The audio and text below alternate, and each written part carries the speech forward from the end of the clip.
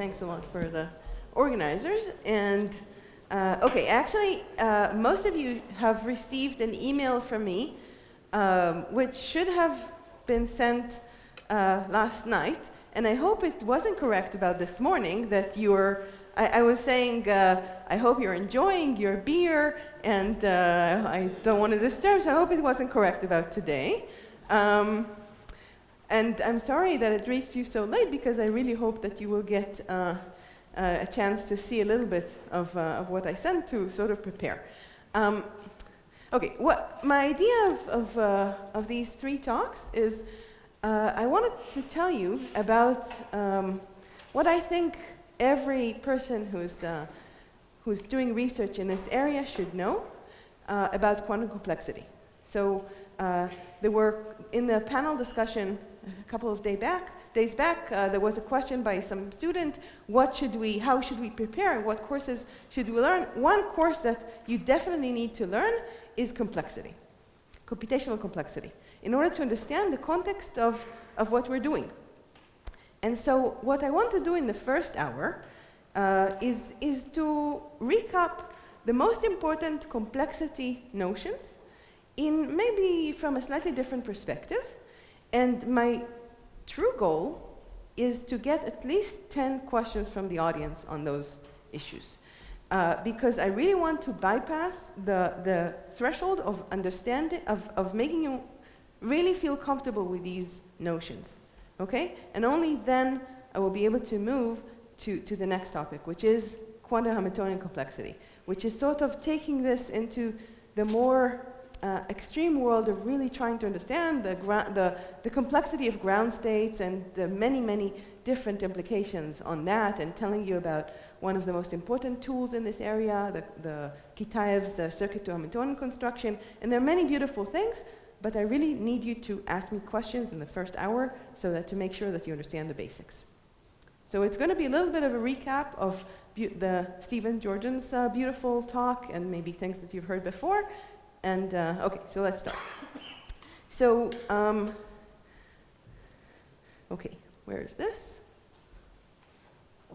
Is this, it's like that, right? No?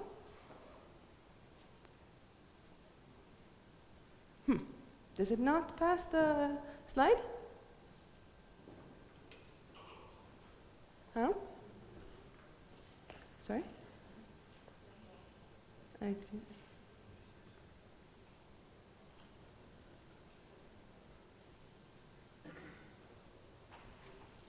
Okay, thank you.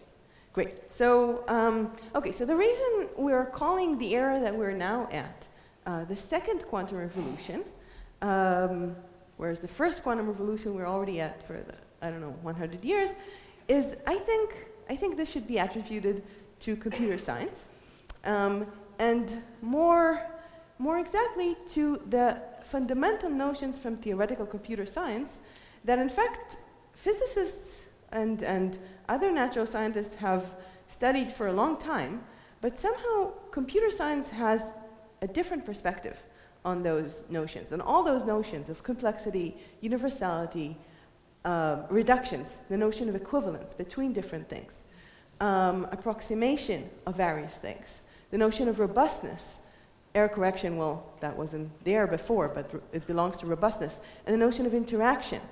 So these concepts they're very deeply, physics has a lot to say about it, but computer science has other things to say about other perspectives. And what we have been witnessing over the past decade or more is really the penetration of the point of view of computer science, theoretical computer science, on these perspectives. And even though we don't really see these things, nobody really says, the reason I now do quantum sensing is because I understood something about universality. It's not that. They're underlying and they're not very well marked, and I think it's useful to mark these notions and to understand where is it that they come into the game that we're witnessing, all the excitement. Okay, so Okay, so let's start with, so I'll call it the computational lens on physics. Okay, so let's start with the most basic notion, computational complexity, both classical and quantum. Okay, so this is something that we've all heard of several times. Let's begin with the true beginning of what is a computation. And with the father of the field, Turing. So Turing defined this model of the Turing machine. And the beauty about the Turing machine is that, as Stephen presented, is that it somehow captures in a very concise way and very simple way any other, except for quantum, any other model of computation that you can think of. So that could be a DNA computer, a DNA-based computer, or that could be, Stephen mentioned lambda calculus and a cellular automata and logic circuits. These are all things that you don't need to know. Here is the game of life. How many people here have seen this or have not seen this? Is there anybody? No, okay. Yeah, that was a superposition of too many questions. So those of you who haven't seen it, please go to the website of Game of Life and see it.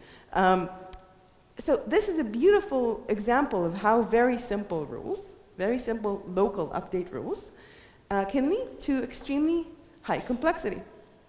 In fact, universal computation.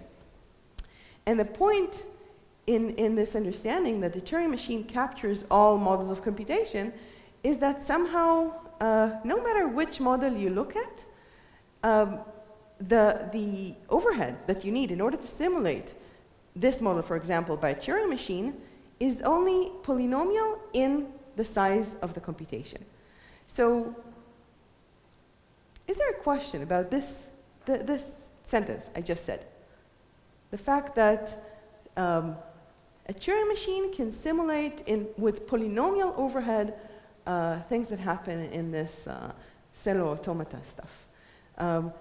By this I mean that if you have an evolution of this cellular automata on an n-by-n grid, then for time t, then a Turing machine can predict the configuration at the end by working only poly nt time, some polynomial, some n plus t to the 10, say. Yes? Okay, so a Turing machine, you don't really need it, but I will say it anyway. Okay, so for you, Amit. A Turing machine is the following thing. It's an imaginary thing. It doesn't exist. You have an infinite tape. And in this tape, there is a place to write some letter of a finite alphabet. You can think of bits, but it's usually better to think of, say, an alphabet made of 22 letters. Okay? And then there's a head here. That's the pointer, which points at some location of the Turing machine, some location of the tape. And the head comes out of what's called a finite state machine, which can be in one of finitely many states. Okay? So the thing starts when the input is written on the tape. So the input is written in this alphabet, and the head of the tape is pointing at the beginning of the input, the head of the Turing machine, and the finite state machine is in some state, I don't know, little q. And then this finite state machine has a very simple, finite transition function that takes it to the next step. It changes both the state, it also changes what's written on the tape at the location that it points at, and it also may move to the right or to the left. And since everything is finite, it's just finite. And then it goes to the next step, and it does everything all over again. And that's it. That's a Turing machine. Yes? I'm sorry? And the output, when does it stop? There is a state here that's the halting state that we have finished. And then the output would be written where the head of the tape, where the head points at. And there is a convention whether it's, say, accept or reject. Whether it's, say, the first, if it's an A, then it's accept. If it's B, then it's reject, or some convention. But the output is written where the head points at when the state becomes the final state. Yes? Please raise your voice.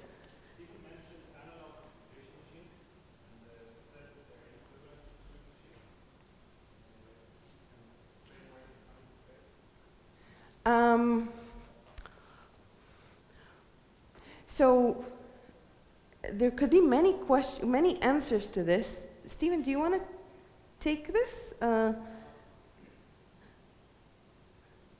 guess what I would say is that, in a sense,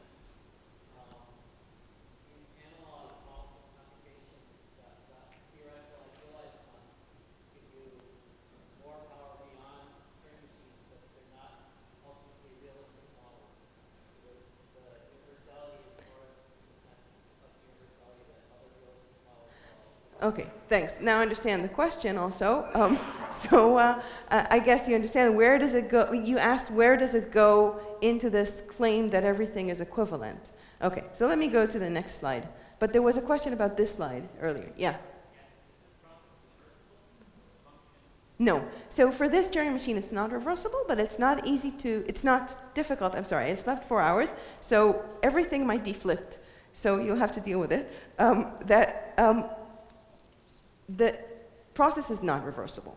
However, you can easily show that you can use a reversible Turing machine and still get the same thing. Okay, so now to the question from before. Okay, so Stephen mentioned this very important thesis, and I want to state it again. It's the thesis that says basically that all these models are equivalent to within this polynomial overhead. And that's called the extended Church-Turing thesis, and it states this. All physically reasonable computational models can be simulated with polynomial overhead by a Turing machine. So no matter what model you pick, you can simulate it, you can mimic what it does, so you can predict what will be the outcome after it running over this input for time t. In time, the overhead will take some polynomial in t. Okay? And now going back to the question of the analog computer, that is not true for an analog computer if you assume infinite precision. But the problem is, look here into the statement of the extended Church-Turing thesis. It's very, very important that we're talking about reasonable computational models. And by reasonable, that means that we have finite precision. And this is critical. Okay. And the point is, the whole point of why we're here is that quantum computation is the only model that we know of that credibly challenges the extended Church-Turing thesis in the sense that it seems to be a physically reasonable computational model, meaning we think we can realize it, and yet it cannot, as far as we know, so far we haven't managed to simulate it with only polynomial overhead. Okay? Questions about this? Okay, so the thing is that in order to define a quantum computer, we only need, the whole thing about computation is that the model can be made abstract and we can forget about physics for a moment. And then there could be various implementations. So the actual model of quantum computation which violates it is very simple. As we all know, we have a 1 qubit, which will be our elementary unit, and it can have actually more than 2 states, but let's stick with 2 states, it doesn't matter. And there are measurements that we can implement, and then we can actually talk about n quantum bits. And the key point is that these n quantum bits live in the Hilbert space, which is of exponential dimension, as we all know. And in order to manipulate it, what we'll do is we'll apply gates, local gates on it.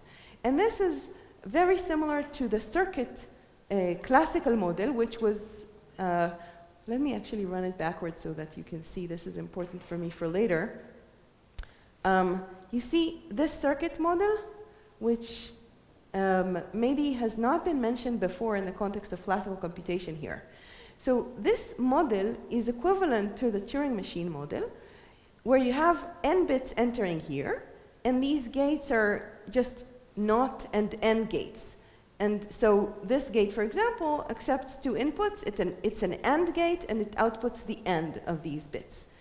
And you can think of the time goes that way, and this is the input, and that will be the output. And for each n, for each size of the input, you'll have a different circuit. Okay? So this is the circuit model. It's equivalent to the Turing machine. I bet nobody here ever saw the definition of a quantum Turing machine, right? Almost. I don't think anybody has. Maybe some, I mean, I know one who did, but other than that. Quantum Turing machines are horrible. But since Yao, I don't know, in 94, I don't forget when, long time ago, 92 maybe, already showed that quantum Turing machines are also equivalent to quantum circuits, we can forget about them. The reason they're horrible is we have infinite tapes, but now there's quantum tapes, so we're talking about quantum infinite Hilbert spaces, and it's really a mess. But we'll be actually working with quantum circuits instead, which are equivalent. So let's go back to the quantum circuits. And like in the, where is that? And like in the classical circuit model, we'll have local gates. But now, since the local gates are quantum, well, a classical gate can only take me from one configuration of bits to another configuration of bits. Now we have a classical gate that can take me, now we have a quantum gate that can take me to a superposition of configurations of bits. So we can have quantum gates, unitary gates, which actually mimic classical gates, like NOT and C0, and also the Toffoli gate. Are you all familiar with the Toffoli gate? Huh? No, so the Toffoli gate, so are you familiar with the C0 gate? Yes. Who's not? A certain professor. Okay, C0, NOT is a flip, okay? And C0 is just the transformation that flips the second bit, given that the first bit is in the state 1, that's here. But if the first bit is in the state 0, it doesn't flip the bit. So it's a gate acting on 2 qubits. Toffoli is the same thing, but it controls on 2 bits. So it flips the third bit only if the first 2 bits are 1, and otherwise it does nothing to the third bit. So it's an 8x8 matrix with everything on the diagonal 1, except the last 2 by 2 block looks like this. And it turns out that the Toffoli and the Hadamard gate are universal for quantum computation. What does it mean to be universal for quantum computation? Just to set it straight so that we all are on the same definition. It means that any unitary that we want to approximate, it's not exact, but let me gloss over it unless I'm asked a question. Any unitary that I want to approximate, I can approximate by applying the Hadamard and Toffoli gates. Now, this is very weird, right? So it's not exactly true. Well, let me say it first in the easy way to understand it. If I add another gate, which is also complex, that's true. That's strictly true. I take, say, the 1I gate, 100I gate, and I add this to these gates, and I get the possibility of approximating any unitary on any n qubits by applying these gates, one after another. The meaning of universal is that I can do that. Note that there is no notion of how fast I can do that.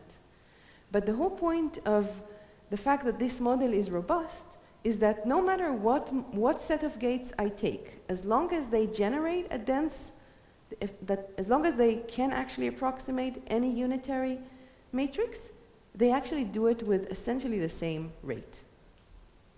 So it doesn't matter which set of gates you're using. Okay. Yeah.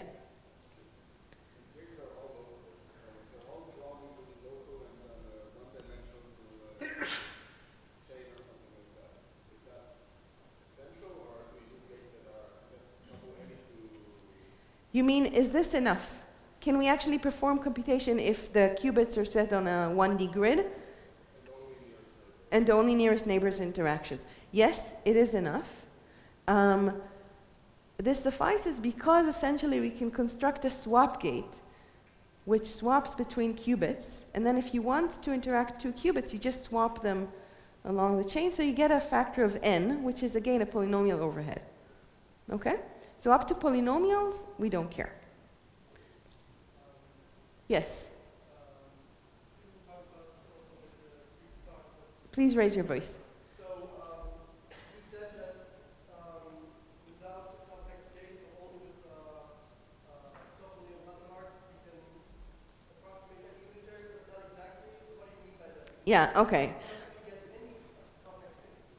Yeah, so that's true. The point is that you can encode any computation whatsoever, including complex computations, into this model using only classical gates and a Hadamard gate by essentially adding a single qubit that tells me whether I'm in the imaginary part or the real part of the computation.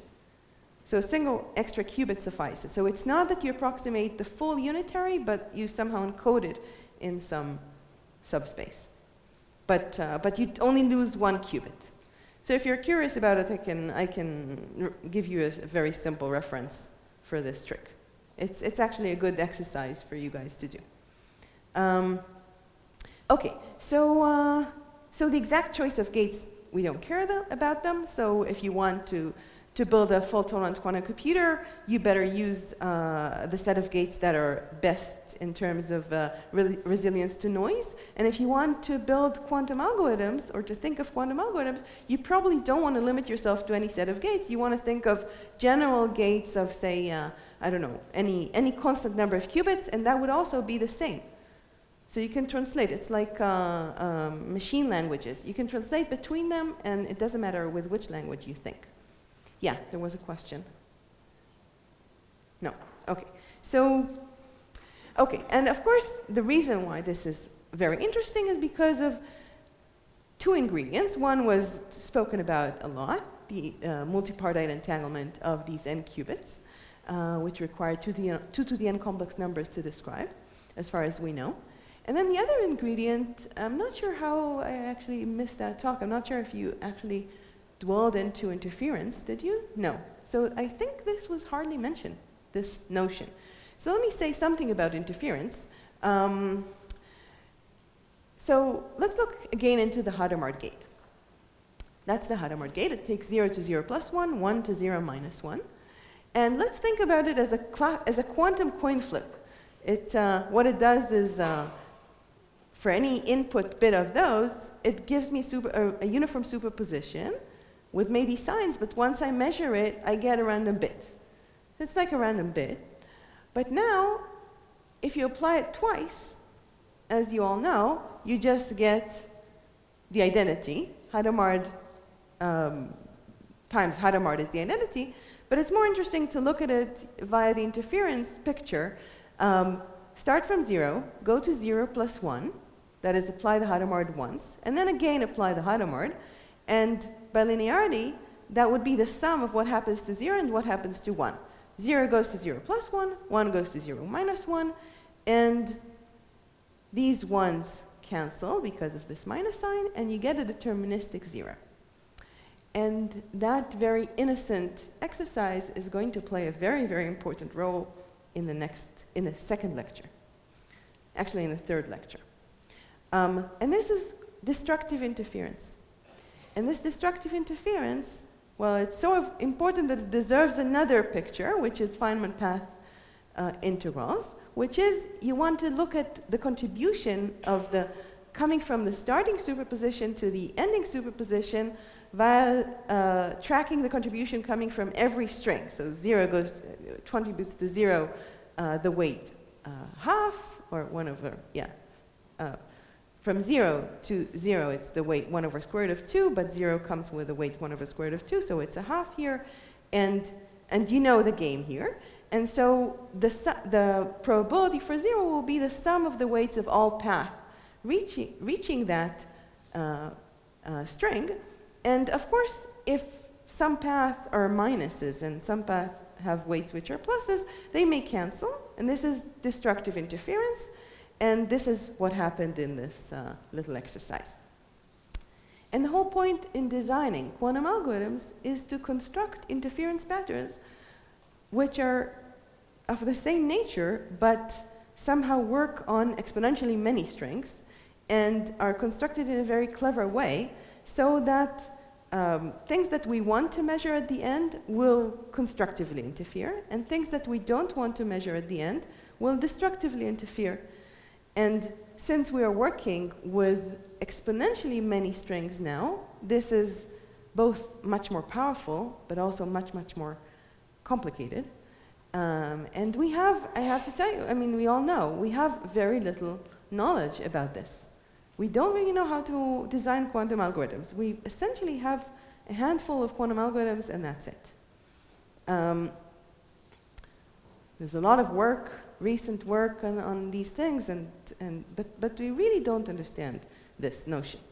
Okay, but we do understand some, and this led to a few very famous exponential algorithmic speedups, this is Shor with his factoring algorithm and various other algorithms which I won't get into, but all of them give exponential speedups over their classical counterparts. Okay. And these are essentially the main evidence for the fact that quantum computation seems to provide exponential algorithmic speedup. Okay?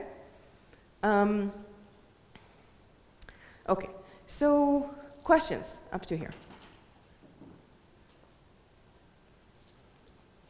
Okay, so let's sort of wrap it up in computational complexity language. First of all, the class, we have three main classes. P, that's the class of problems. I'll say in a moment what's a problem exactly, but it's the class of problems that are solvable in polynomial time by a classical Turing machine. Okay, that's P. That's what people thought about as tractable, as doable in our world before quantum computers. Except, okay, so what's a class of problems? That is a set, what's a problem? It's just a subset of strings. It's just, we need to decide if a string is in L or not, if it's in a language or not. For example, we're given a description of an integer in binary representation, and we need to know if it is prime or not. So the language will be all numbers which are prime. Is this language in P?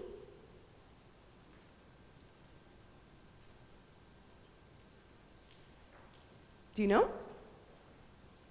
Yes, it is.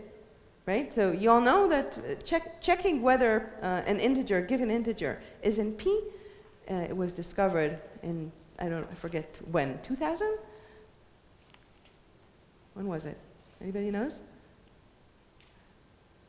Okay. But it is known to be in P. A slightly different class is the class BPP. BPP is the same, but with randomization. And we in, I don't know who we is, but many people in theoretical computer science believe that BPP is equal to P. So randomness doesn't help at all. What does it mean to add randomness to the computation? Simply think of the circuit model, but now you allow inputs which are random bits. So you're allowed to toss a coin. And sometimes you can think that it might help, and indeed, practically, it often helps, but we strongly believe that every time that such a problem is solvable with randomness, it is also solvable without randomness. And this is exactly what happened to the prime question, to solving the question of primality. We first had a randomized algorithm, and then it was de-randomized. Okay. And then BQP, that's the class of problems which are solvable in polynomial time by quantum computers, meaning that there exists a quantum computer, that is a sequence of quantum circuits of polynomial size, which decides on this language. So let me write the definition of BQP down, if I find something to write with. Don't switch me. Anybody wants to take a shot at defining BQP?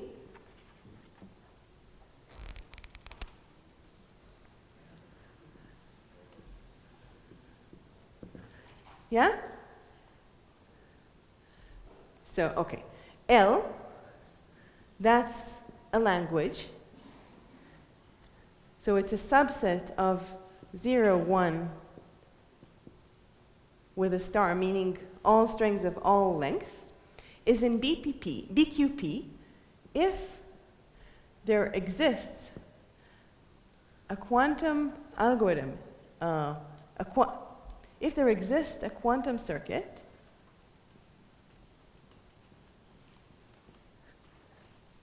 if for all n there exists a quantum. I'm being a little bit sloppy because we need someone to actually design the quantum circuits for us, but let's forget that. If for all n there exists a quantum circuit, there exists Qn quantum circuit,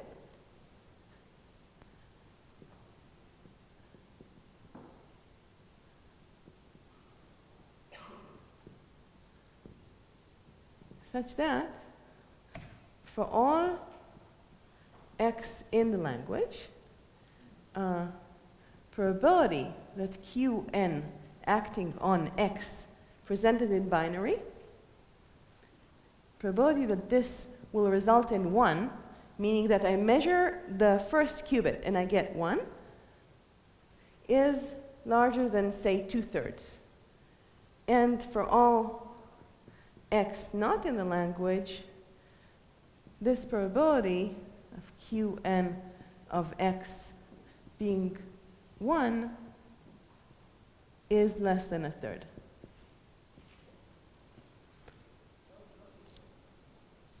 I'm sorry?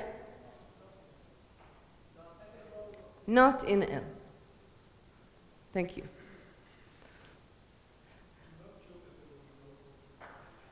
You're not sure what?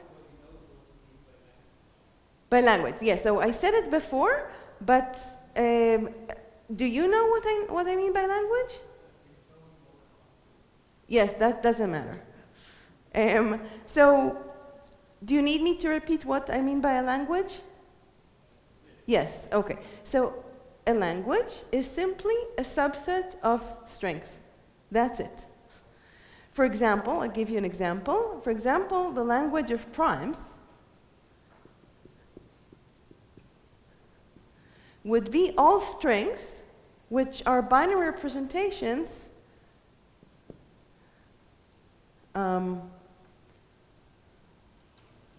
all strings which are binary reps of prime numbers.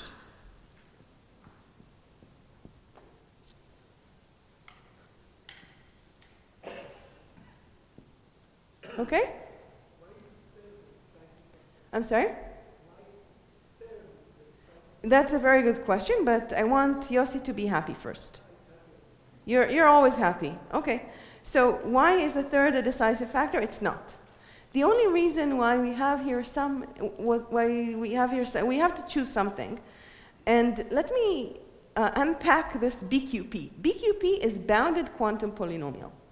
Bounded is exactly the fact that there is a difference between the probability for 1 in the yes case, that's the yes case, and that's the no case. And there's a difference in the probabilities between the yes and the no case, and the difference is constant. And why am I happy that this difference is constant? Because then I can repeat it, and I can take the majority. And if the difference was exponentially small, I would have had, in order to distinguish between the things, I would have had to repeat it exponentially many times. But as long as it's bounded away one from another, by a constant or even by one inverse polynomial, I'm happy. I only need to repeat it polynomially many times, and I can get any confidence that I want. Is that clear? Oh, it's the same. So I could have written here BQP third and 2/3 as the choice of these parameters. And I could have written here BQP 1/5 and 4/5. And you've just would have gotten the same language exactly, the same class exactly. Because if you have a machine that works with 2/3 and 1/3, you can actually improve it to work with 1/5 and 4/5 by repeating it several times and taking the majority. And this repetition can also be done by a quantum circuit, so we're fine. Okay, so this doesn't matter. Yeah? I'm sorry?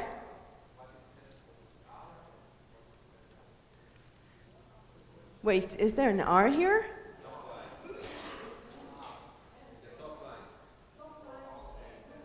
Oh, this is an R? No, it's an N. Does this answer the question? Okay. Yeah.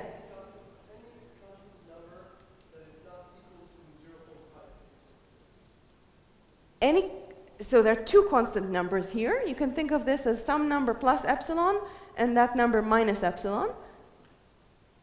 And for any epsilon which is constant, you're fine. And even if epsilon is 1/n, you're fine. Okay? Think of this as if you have a biased coin and you want to think of this as if you have, okay. You have a biased coin, you want to estimate whether it's this bias or this bias.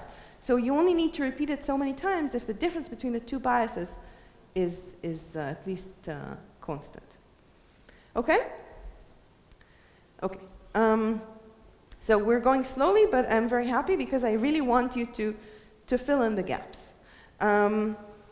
Okay, so this is BQP and BBP and P, and these problems that I showed you before are strongly believed to be in BQP, but not in BBP.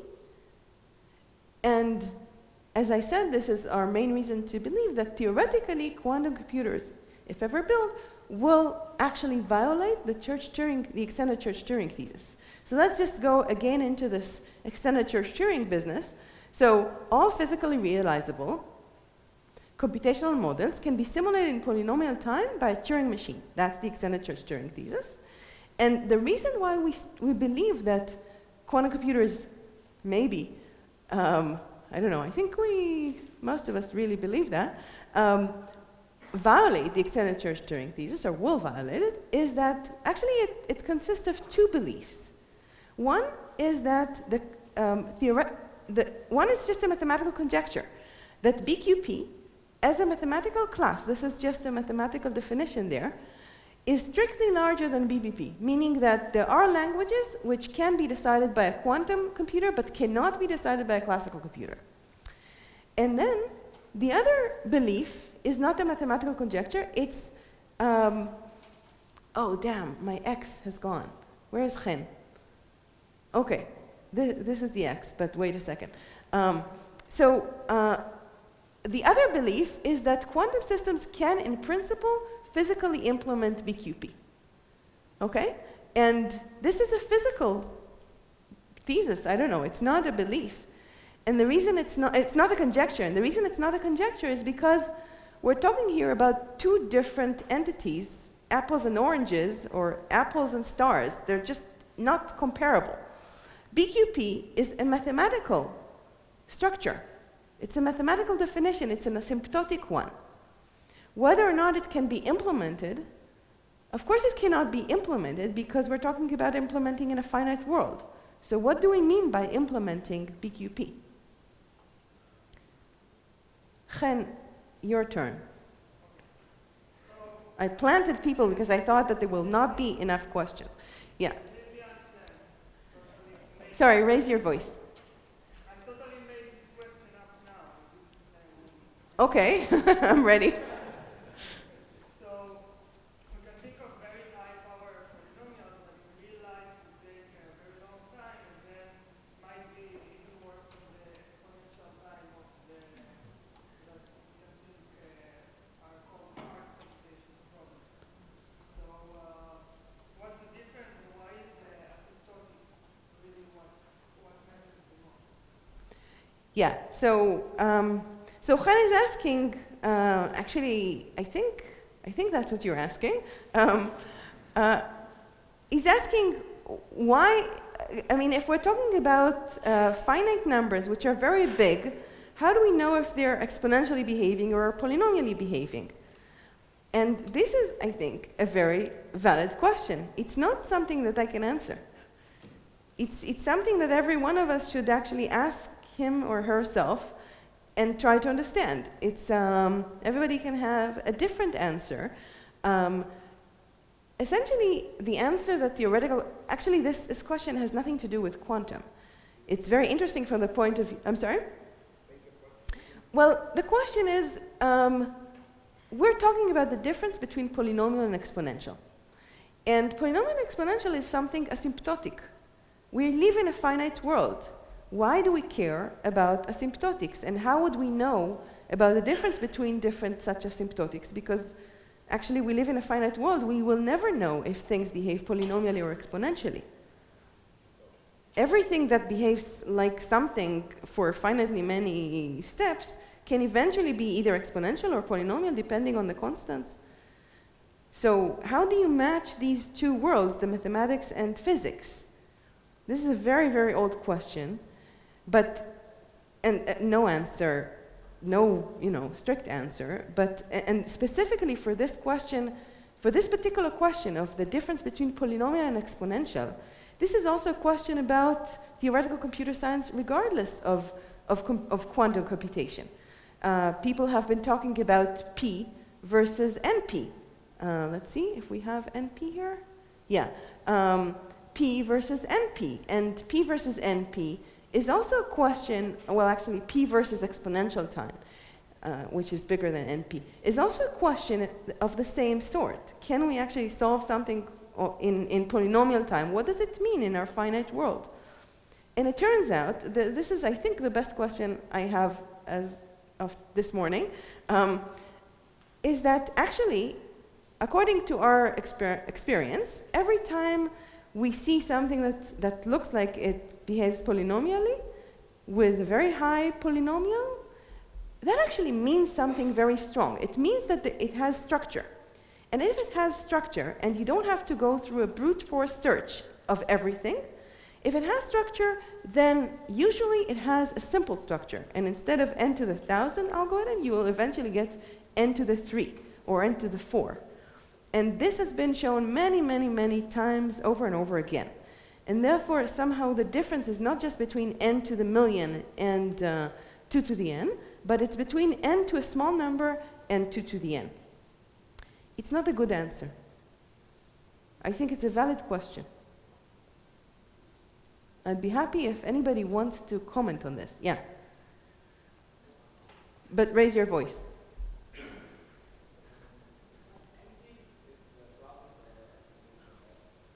No, I'll define NP in a moment.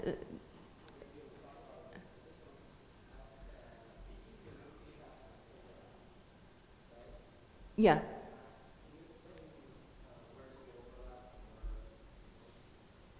Yes, so BPP or BQP? Well, for example, in the problem of factoring, the problem of factoring can be presented as a problem in NP. Because if you know the factors of a number, you can check it. So, however, I want to define NP exactly, so maybe you can ask the question again when I define it exactly, okay? Let me just say that the belief that BQP is really implementable relies on the threshold theorem. And of course, it relies on the assumptions of the threshold theorem, which we, at this point, don't know if they're true. If the assumptions are that the noise is local, or it has some locality, and I don't know, how many people believe that this is true, that the noise really behaves according to this locally nice description, or at least decay, that the correlations decay exponentially? Wow, very few. Okay, how many people don't believe that? How many people believe? Okay. Okay, so this is NP, and this will play a very important role in a moment. How are we doing in time? Very bad, I think, no? Huh? About, so we started at 11, we're now, I should end at 12:30, right? Yeah, okay. Okay, so we'll take a break.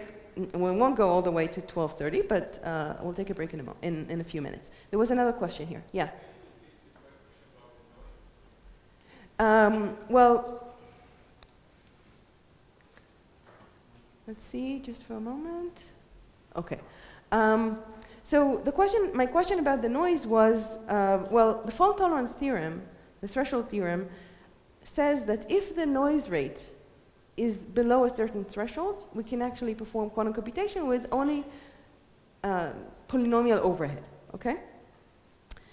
But what is the noise rate? The noise rate talks about a certain model of noise where each gate and each qubit goes through an error independently with some probability. This is the simplest model of noise. And Nomi, I don't know if she's here, explained that very carefully, very beautifully. And however, this model is very simplistic, of course. Now, there have been a lot of variants of the threshold theorem that talk about various correlations with even polynomial decays, but strong polynomial decays. And it is as a function of space and time. There's been a lot of research in various directions. And however, we don't know if these assumptions hold in the lab. In gap systems, we do, but we don't know how to have a computation with gap systems. Actually, I'm not even sure if in gap systems we know about the errors. I mean, we know that the correlations decay in the ground state, but I don't know about the model of errors. I'm not sure. But this is a big open question. Okay, so okay. Now we'll talk later about this class of quantum NP, which sort of contains both this class of NP, that is very hard problems, but if I get a solution, I can understand that it does solve the problem easily. Quantum NP is the same, but when the solution is a quantum state, and the way to verify this is by a quantum machine. I'll define this later. And it contains both NP and BQP, and the understanding of this class has been one of the most important steps in quantum Hamiltonian complexity. It's actually the founding result in quantum Hamiltonian complexity, which tells us this is what enabled a long line of research sort of understanding different maps between different Hamiltonians and how ground states of Hamiltonians are easy or hard to find. Yeah.